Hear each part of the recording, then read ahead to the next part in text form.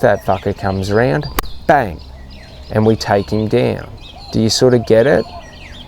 Like, when DV's involved, we separate from the area, then we create defensive protections, and should that person choose to come, then we put that person down. So for women especially, an important thing to understand is in domestic violence, you need to get a group of men like together to protect you, okay? Like friends. Like, it doesn't matter what you think, fuck that dog. If someone's doing domestic violence and you're a woman, like, go out there, doesn't matter where you go to the gym and ask every muscular guy that you find, tell them your situation and say, hey, if I fear for my life and I call you, will you come and help me out? And you say, and most of them, if they're not betas or peasants, will probably say, yeah, here's my number. Like, don't hesitate to call me because I wouldn't mind fucking this cunt up. Do you sort of get it? So like, we have to take the action, but we also have to take like alternative protective measures because violent people continue to be violent. And the only thing that stops a violent person from being violent is a higher level of violence being perpetrated against them and then being permanently disabled from committing violence again. So like, by all means, if anyone goes through DV, feel free to hit me up, and I don't mind coming there with a hunting knife. You know what I mean? Like, I don't mind hitting up some cunt. But DV gets me a bit upset. But if we get back to it, okay? When we are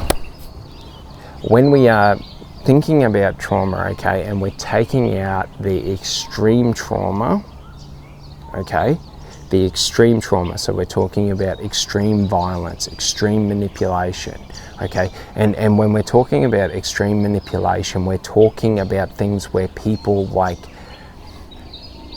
they basically take years to erode every sense of identity. Like, these are the people that are highly structured and very, very directed with their manipulation in context of they play the long game to fucking own and control your mind so that they can use and manipulate you however they want. Yeah, these people are not good either. You got to understand false virtue. So people that say they're good people, but their actions don't say that they're good people, and they don't take the actions of a good person, and they don't have honor, like, trust me, they're playing the long game to manipulate you if you ever let them into your life. So just always be wary of people who falsely say or claim that they are a good person because of this or that. I'm a pacifist, so that makes me a good person. I'm this, I'm that. It's sort of like, I treat everyone with respect until they demonstrate to me they don't deserve respect, and then I treat people disrespectfully. And the disrespectful side of me is the violent side of me. The respectful side of me is the highly happy and passive side of me. Do you sort of get it? Like, if people perpetrate violence against me, like, I'm happy to play that game and punch for punch. You know what I mean? But if they don't, like, I'm very happy to be happy. Like, we have to get to that place of being that balance to where it's like, if I get into a relationship and it goes down that route and that person becomes egotistical and manipulative, like, that's okay. I know how to deal with that. I know how to get out of that situation.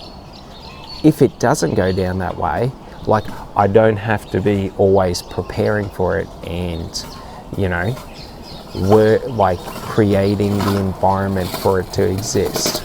So for example, if I'm always going there and in every relationship, okay? I'm always creating mistrust, distrust, you know, like I'm doubting everything the person says to me. I'm doing this, I'm doing that, I'm protecting myself, whatever it may be. Like if I'm like bringing that baggage and that trauma into that relationship, like it's only ever going to spread it and make it go further. Do you sort of understand? Like I'm gonna take every relationship and turn it into that negative relationship, because I will be that negative aspect of the relationship, even if I'm trying to do it out of a positive, you know, sort of intent. So the important thing to understand is we have to let go to that. And it's sort of like, I don't need to fear like what hasn't already happened. I don't need to fear the potential, because when I identify that I'm going into a situation or environment that is familiar to me that I do not like, well, I'm able to leave before I even step foot in that environment. Do you sort of get it? It's sort of like, it's not something to be feared, because when I start to feel uncomfortable, I just leave. I don't have to explain it to other people. Like, I can ask them, like, why were you doing that? Why did you make me feel uncomfortable? Like, do you sort of get it? But I don't have to. Like, I can just leave. Because 9 times out of 10, that uncomfortable feeling is going to lead to a very uncomfortable situation. So, you know, if we aren't willing to communicate our way through, it's best to leave the situation, because we don't need to know. Do you sort of get it? Like, it's not like a what if this, what if that. No, I felt uncomfortable. I don't need to know. It's okay.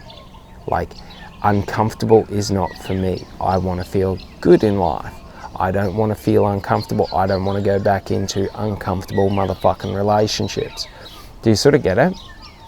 So it's like the same in life and in anything in life. Like for example, if we say, let's say we have PTSD.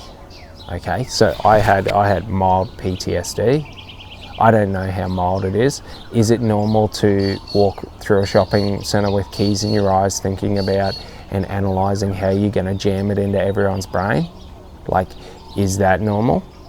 Like, is it normal to everyone you see analyse how you're going to kill them and what steps you're going to take to kill them, and then prepare yourself to do it and watch their actions for measured behaviours so that you can implement a first strike as they go to engage an action?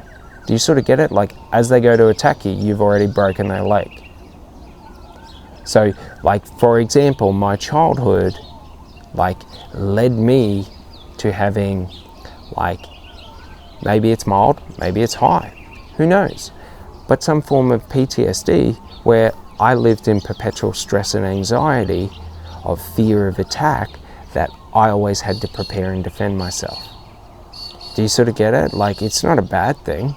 It just meant for me personally, had to learn how to prepare and defend myself against 4 people at any point in time in life. So it made me hyper vigilant to self-defense, martial arts, like, you know, combat, this, that, and the other, like situational awareness, things like that, understanding psychology, understanding manipulation, understanding behavioral patterns, all this different stuff.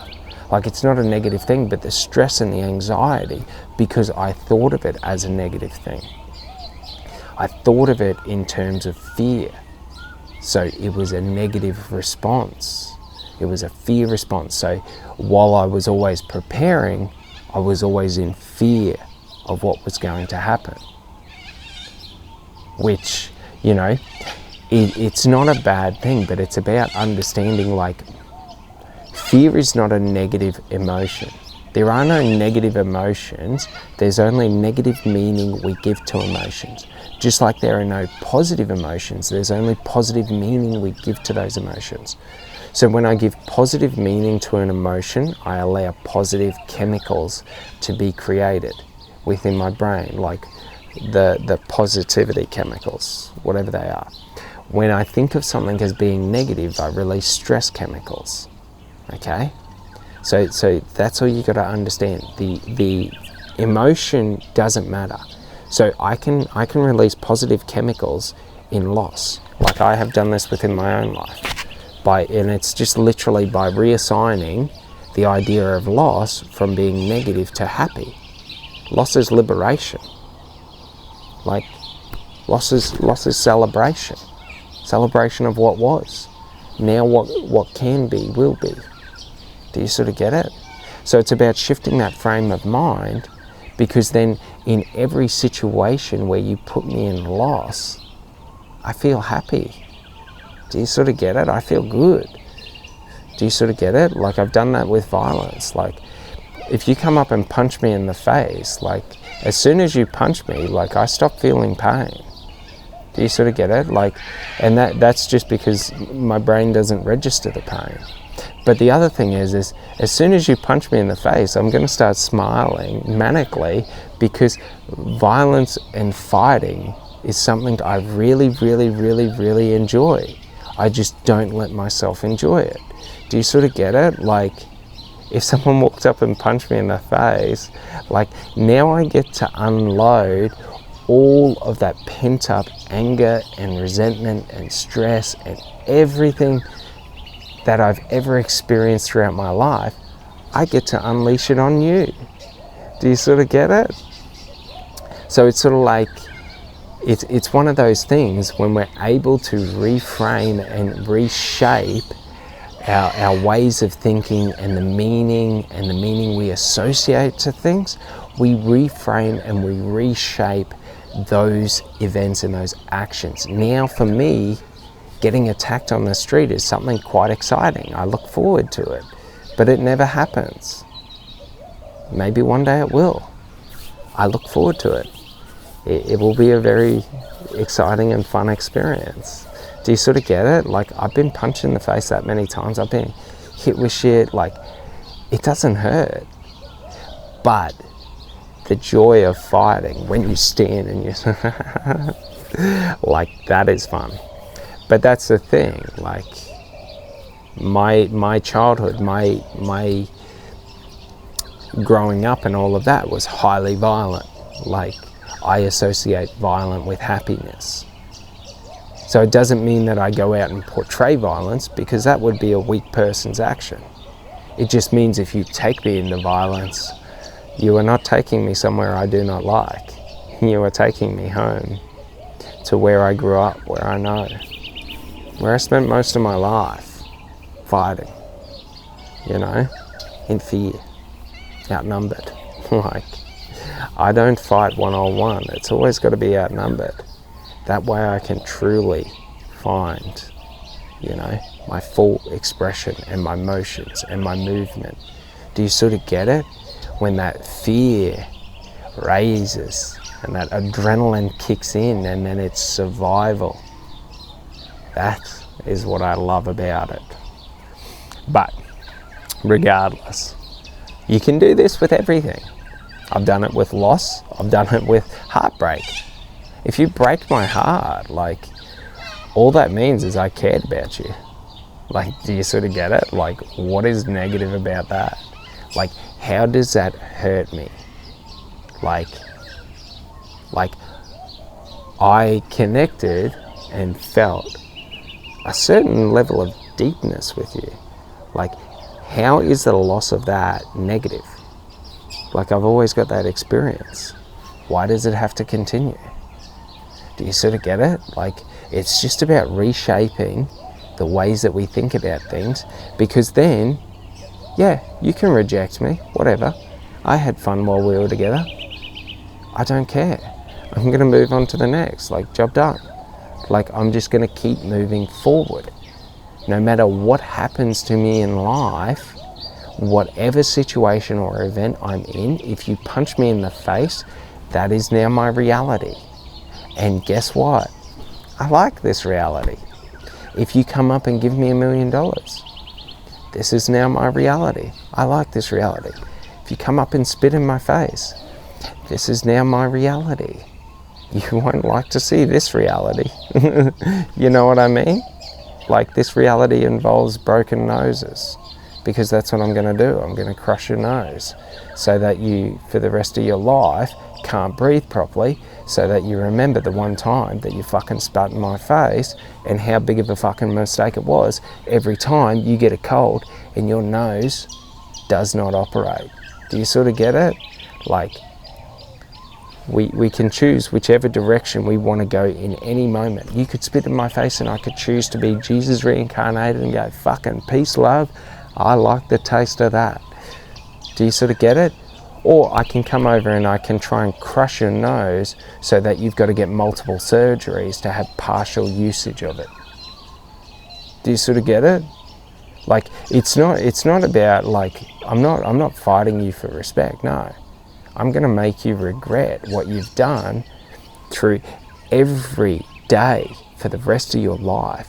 You will have that sensation, that experience that will remind you and link back to that one moment. You chose the wrong direction, the wrong path, the wrong action. And every time your nose gets blocked, you can't breathe, you'll be reminded of that negative action and you'll think, I'm not going to take that action next time. I'm going to take a different action. Do you sort of get it? Sometimes the lessons have to be hard so that the behavior is never repeated again. And that's sort of how we, in society, did it with capital punishment, things like that. They still do it in Islamic countries where, for example, if you steal, you can lose fingers, you can lose a hand. You know, if you murder someone, you can be beheaded, you know, like, you know, in America they've got death sentences. You know, we think of life imprisonments as being more punishing than death in most Western countries, which is quite true. But like I've mentioned, if a prisoner changes their perspective and just says, "This is my life now. This is reality," and they just choose to make the best of it, well, actually, a prison can be a really, really nice place to be. You know what I mean? There's just a high level of violence and other stuff. So, you know, it's a highly volatile situation, but if you can find your own calm and peace within it, then you can be calm within a highly volatile situation. And that's the point of overcoming, like, these emotional traumas, these past traumas, whatever it may be, is so that is so that when you move through life, no matter how volatile the environment or the situations are around you, you can identify, I don't like these situations, I like these situations. I'm going to move towards what I want. I'm going to avoid what I don't want. And then what happens is what we tend to do is now, because I'm experiencing more of what I want in life and I'm avoiding what I don't want in life, naturally, you know, those, you know, the healing that I do in terms of the new action moving forward, because that's what healing is. Healing is new action moving forward. Okay, so when I go through emotional trauma, the healing is, okay, someone cheated on me, okay, I had my heart broken, what is the new action moving forward? That is the path of healing. Do you sort of get it? Because now I have direction. If I don't have any action moving forward, what happens if someone cheats on me? It just, again and again and fucking again and again and again, because we're not addressing or dealing with anything. Do you sort of get it? So it's very, very important when we think of trauma in this sense, that it's not that I have to fucking sit there and cry for 25 hours and fucking watch 3 rom-coms to get over a breakup. Like, new actions moving forward, okay, good. Well, I feel pretty confident in moving forward. I'm good. I can move forward now. Do you sort of get it? I can sit there and fucking spend 25 hours crying and not actually do anything about it and fucking have a pity party for myself. Or I can just fucking do the work and move on with it. Like, nothing really happened. But we create the meaning. We create the emphasis on things. So you got to understand, like, for example, someone else doesn't make you fall in love. Do you sort of get it? Like, you make yourself fall in love with someone else. No one else can make you fall in love. That's why there's unrequited love. Because unrequited love is someone chose to fall in love and someone said, nah, I don't want to. Do you sort of get it? Like, it's just a choice. And it's a choice of putting emphasis onto different things. So, for example, you can try and say that you fell in love with someone and you talk to them once a week and that's job done and you're in love with them. I know you're full of shit. Like talking to them once a week didn't make you fall in love with them. It's the hours outside of that